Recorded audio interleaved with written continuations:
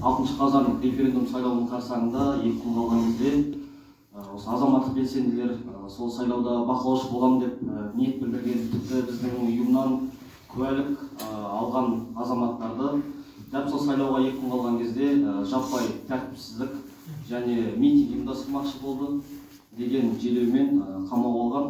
Сол 12 азаматты қамауға алған. Соның 6-ы қазіргі таңда Си-18 қамау абақты мекемесінде жатыр. Қалған 6-ы қаладан, елден ешқайда кетпек туралы қол қойып, қазір бостандықта. Бірақ 12 адамның 12-сіне де қылмыстық іс қозғалған. Сол кісілердің бүгін қорғаушылары жалпы сот процесс қазір қандай деңгейде, қандай баға береді, қазір адвокаттар сөйлеп сіздерге түсіндіріп берсін. Бірінші Төлеген Бердіқожа ағамыз, өзіңіз қоғамымыздағы азаматтар туралы айтсаңыз. Қайырлы күн, құрметті ағайын.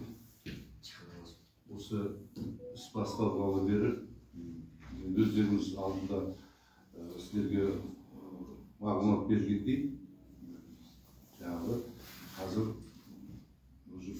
4 ай болды, қамалып отыр.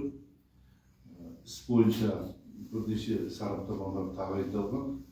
Енді сол сараптамалардың қорытындысы бойынша жаңағы бәлки жақын арада іс бойынша өзгеріс болуы мүмкін.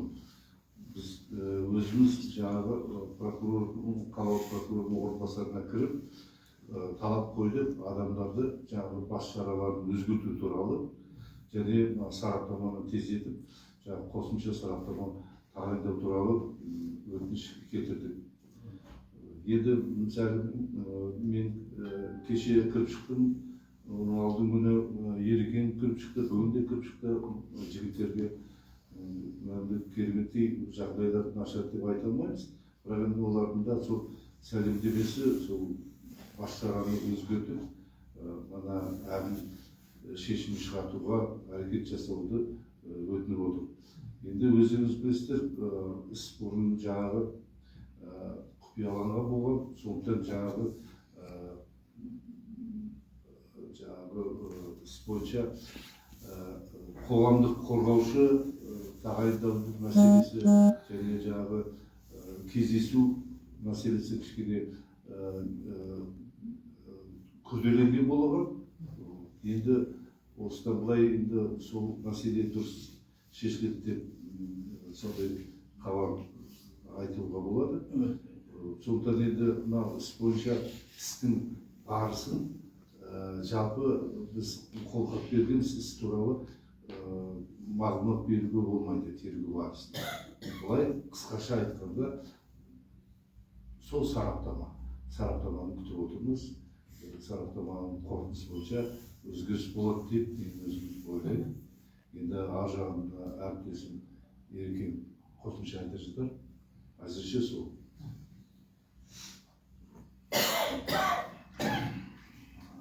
Құрмет қауым, солым ойлайтын.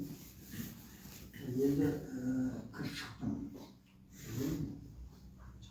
Сәлем айтып отыр. Микрофон жақын. Басшымызға сәлем айтып отыр бұл кісілер. Денсаулықтары жақсы, көңілді. Бұл жағынан бәрі дұрыс. Бұлай өтініштері сол енді бізге рахмет айтып отыр бәрімізге. Не үшін қазір айтамын. Ол құпия болған, құпиялықты алтасқан. Сол енді мен ойымша ол жеңіс енді. Сол болса, енді болсасын, оны бәріміз қатыса аламыз. Екінші, біз талап еттік бүкіл құжатты бізге беру. 70-ші Уголовный процессуальный кодекс дейді ғой, соған сәйкес бізге олар міндетті түрде құжаттарды беру керек. Соны 4 ай бермей жүріп, кеше берді. Бүкіл құжатты мен таныстым, сараптамаларды, қаулы бәрі менде. Ол да енді жеңіс, ол нәтиже. Енді осы барлығымыз қосылып, осы жан-жаққа жазып, өткізіп, конференция өткізіп, осы нәтижесі. Енді мен ойымша, ары қарай да осылай жұмыс істесек, мен бәрі жақсы болады. енді олар кәдімгі қарапайым белсенді ғой, кәдімгі қарапайым сварщик, таксист. Оларға енді үстіне қойып жатқан айып менің ойымша ол енді жоқ қой еш нәрсе. Менің ойымша ол енді 272-ші бап бірінші бөлігі ғой енді. Енді ары қарай қазір сол оларды қамап отырған себебі ол сараптама. Сол сараптамаға қарап Мырзахаджаев деген сарапшы соған соның қорытындысына сәйкес 5 адам, 6 адам емес 5 адам қамалып отыр. Ол сараптамаға да біз қазір не дейді, комплексная сараптама дейді ғой, комиссионная дегенде 5 сарапшы қосымша қарайды енді. Оған да бас тартқан енді ол да жеміс. Ол сол сараптаманы қайтадан қарайтын болды. Уже бір сарапшы емес Мырзахаджаев, а 5 адам. Комплексна дейді комиссияны қай жерге жібереді мен білмеймін. Мүмкін Астанаға жібереді, Шымкентке жібереді, мүмкін Алматыға өзі қарайды. Институт судебных экспертиз деген бар бізде. Мемлекеттік мекеме ғой енді. Солар қарайды. Ойға енді өтініш жазамыз, кәдімгі өзімізді талабымыз қоямыз олардың алдына. Біздің жұмысымыздың міндеттіміз осы болмайды. Сол енді сараптама, бірінші сараптама енді оны емес. Енді оны оқыдық, кеше оқыттым, түнімен оқыдым. Енді ол енді ішінде енді бар. Бірақ кісілерге көрсеттім осыны, олар енді есімізде жоқ деп отыр. Сөйтіп айтық па, айтпадық па, енді біз көреміз қарай. Енді біз подписка бердік, о неразглашении материалов дела, енді көп нәрсе айта алмаймын. Енді осы жет жарасы осы. Бұл енді осы айтатын осы. Енді сұрақтарға жауап беремін, енді мына кісілер сөйлесін. Қоғамдық қорғаушы Гүлзамира Сыдықова, сіз өз сөзін айтсаңыз. Армысыздар. Мен Сыдықова Гүлзамира, Сыдық Фазылжанның жұбайымын. Менің жолдасым Сыдық Фазылжанды Бефировнаның ауылында 29 сентябрьдің таңғы 8-де үйден ұсталып кетті. Енді бұл кісілерге ел бұзылады деп қорқынышты жала жауып қамауда 4 ай бойы ұстап отыр. Енді 5 адам қазір түрмеде отырған 5 адамның 3-еуі зейнеткер қариялар, денсаулықтарында кінәраттары бар. Менің жолдасым Сыдық Фазылжан қан қысымы жоғары, бронхысы хронический болып кеткен астматик, жүрегі ауырады. Бұл кісіге ерекше күтім керек. Енді елім деп, ұрпағым деп, ұлтым деп жүрген адамдарға осындай жала жабылып отыр.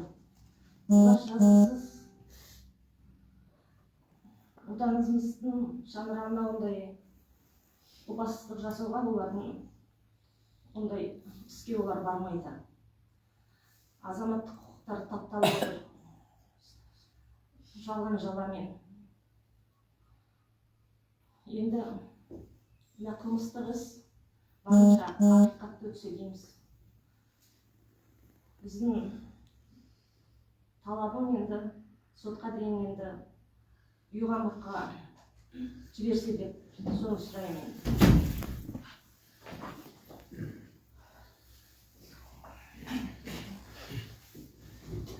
Ал азаматтық қорғаушы Балшекер Жолыбаева, бұл Жанат ағаның қорғаушысы. Нұрлан ағам. Жоқ.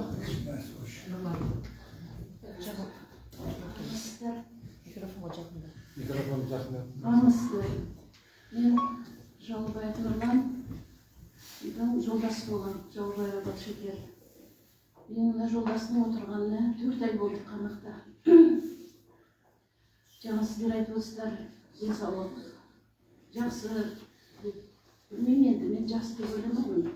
Неге десеңіз, Менің жолдасым Семей полигонында әскер қызметін өтеген, соның зардабынан тістері түсіп, қазір буындары, бұрын үйде жүргенде буындары ауыратын, одан қалса еще сахарный диабеті бар ол кісінің. И тем более ол кісіге ерекше күтім керек, диетический тамақтар керек. Мен бір таңғалатыным, бұл кісілер елім, жұртым, халқым деп жүрген адамдарға неге соншалықты әділеттік жасайды. Жаңа соттап, қорлап, жаңа бұл кісілерді. Пенсиядағы кісілер бұл кісілер, тем более, бұл кісілердің қандай бұзушылық көріп тұрғанын. Енді ондай ел бұзуға жаманшылыққа барады деп ойламаймын. Енді өзім жолдасымды айтсам, өте сондай жақсы үлгілі отбасы, қамқор әке, жаңа немерелердің мейірбан атасы, ұлтым, жұртым, жаңа халқым деп жүрген азаматтарды қазір қарап отырсақ, ни за что ұстап отыр. Енді кешірім сұраймын, жаңа орысша некемде сөйлегенімде. АЭС-ке, например, халықтың бәрі қарсы болды. Оны қазір мен де қарсымын, әлбетте. Мен де апарып отырғызып қойсын. Осы отырған адам халықтың бәрін отырғызсын ондай болса. Ол негізі дұрыс емес, бұл вообще әділет. Бұл кісілер тем более еще белсенді болғаннан кейін, мынау қоғамда болып жатқан небір жаңағы мәселелерді, небір оқиғалар болып жатыр, небір енді сол нелерге жаңа көмектесіп, андай мәселелер, например, ауыл мектептері, жарық, свет, жол, ауруханаға көмектесіп, сөйтіп жүрген азаматтар ғой. Енді мен де сол сұрауым, жаңағы сол жолдасымды сотқа дейін жаңағы үй қамағына босату сұрап отырыңдар, үй қамағына жіберуін. Сол менің айтарым.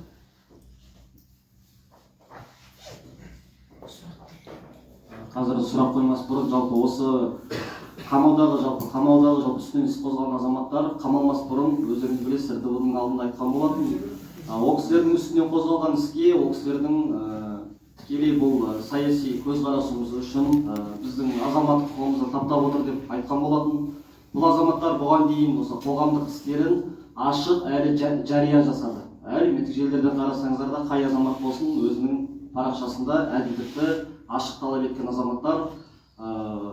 Бұл кісілер біз отанымызды сүйе тұра, біз астыртын еш нәрсеге бармаспыз. Бұл бүкіл ісіміз қоғамның алдында жария етіліп тұр.